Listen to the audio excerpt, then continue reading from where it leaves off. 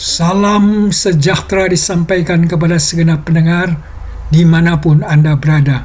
Kiranya saudara-saudara semua berada dalam keadaan sehat dan dalam pemeliharaan Tuhan senantiasa. Renungan kali ini mengangkat tema kabur aja dulu. Selanjutnya, bacaan terambil dari 1 Raja-Raja 19 ayat 1 sampai dengan 18.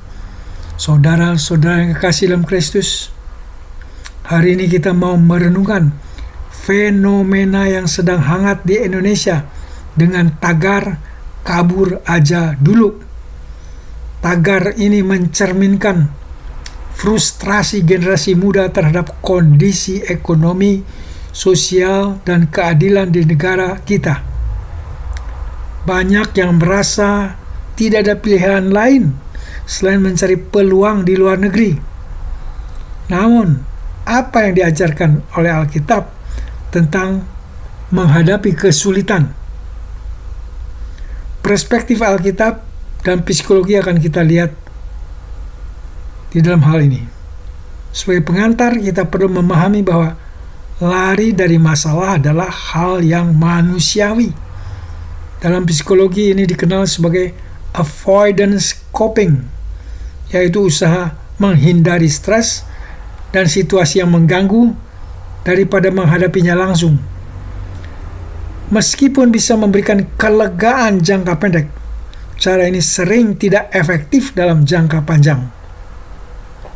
Alkitab memberikan contoh tentang bagaimana Tuhan membimbing umatnya melalui masa-masa sulit. Salah satu kisah yang menginspirasi adalah kisah Nabi Elia dalam bacaan kita.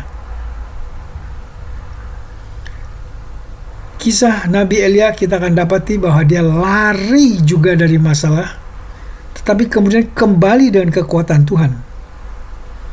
Bacaan kita memaparkan bahwa setelah kemenangan besar atas para nabi Baal, Elia mengalami ancaman dari Ratu Isabel yang ingin membunuhnya. Dalam ketakutannya, Elia melarikan diri ke padang gurun dan merasa putus asa sehingga ingin mati saja.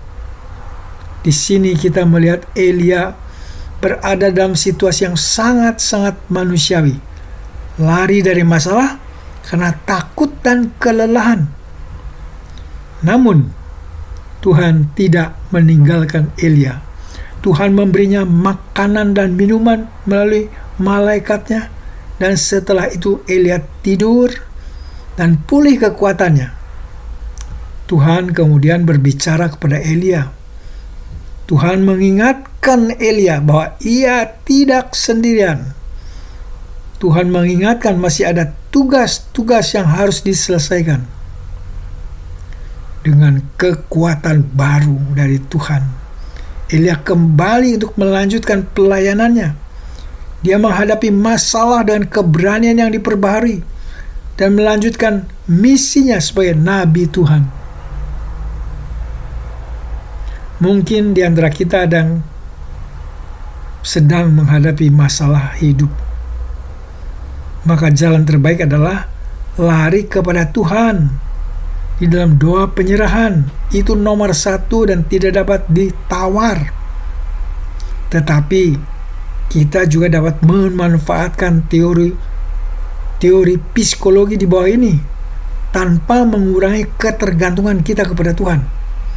Mari kita bandingkan beberapa teori psikologi dan bandingkan dengan Alkitab. Antara lain, teori pertama adalah teori terapi kognitif. Alkitab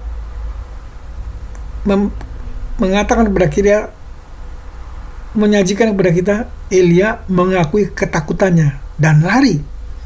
Tetapi setelah mendapat kekuatan dari Tuhan, dia kembali untuk menyelesaikan misinya. Bagaimana dengan psikologi, khususnya terapi kognitif tadi? Terapi kognitif membantu mengidentifikasi dan mengubah pola pikir negatif. Sama seperti Elia yang menerima bimbingan Tuhan dan diperbaharui dalam pikirannya Maka terapi kognitif mengajarkan kita untuk memperbaharui pikiran kita dan melihat masalah dari perspektif yang lebih positif. Teori kedua yang kita akan lihat adalah teori ketahanan atau resilience theory.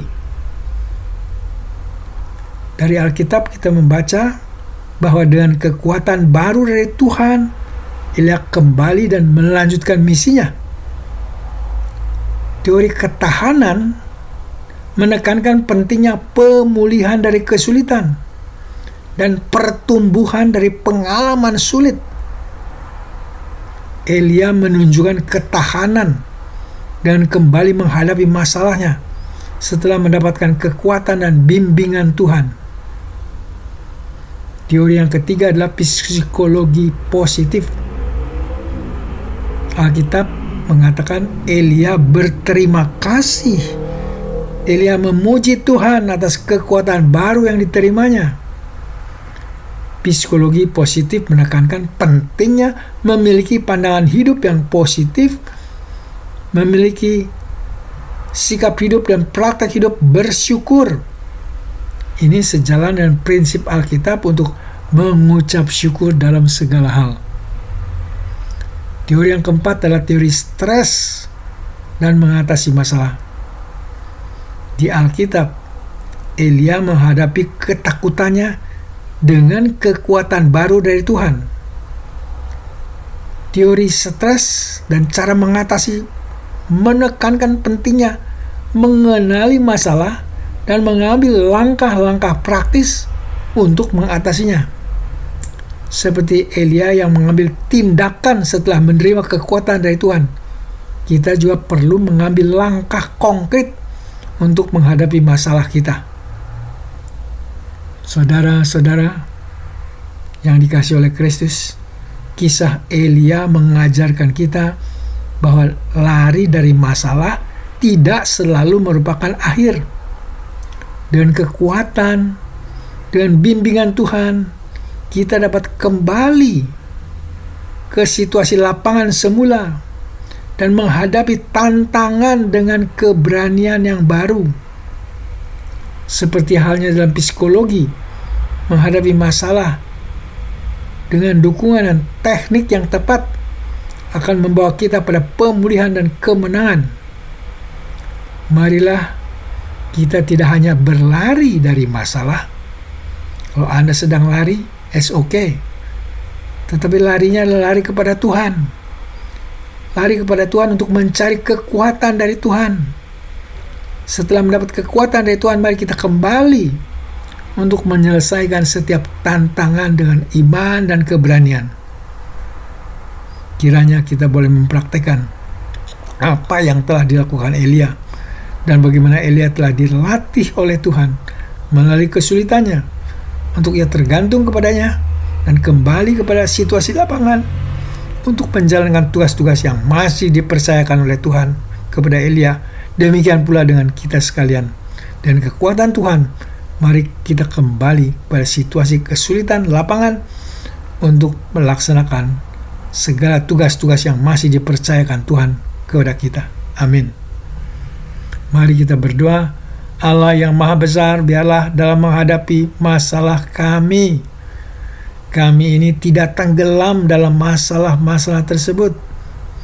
Beri kekuatan iman bahwa Engkau lebih besar dari masalah.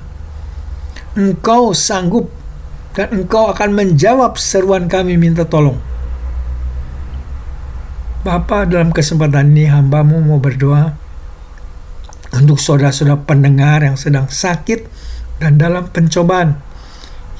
Kiranya Engkau berbelas kasihan dengan menyembuhkan mereka yang berseru kepadamu dan memberi kemenangan bagi mereka yang dalam pencobaan. Ya Bapa yang baik, kiranya Engkau mau mendengar dan mengabulkan doa ini yang kami panjatkan dalam nama Tuhan Yesus Kristus. Amin.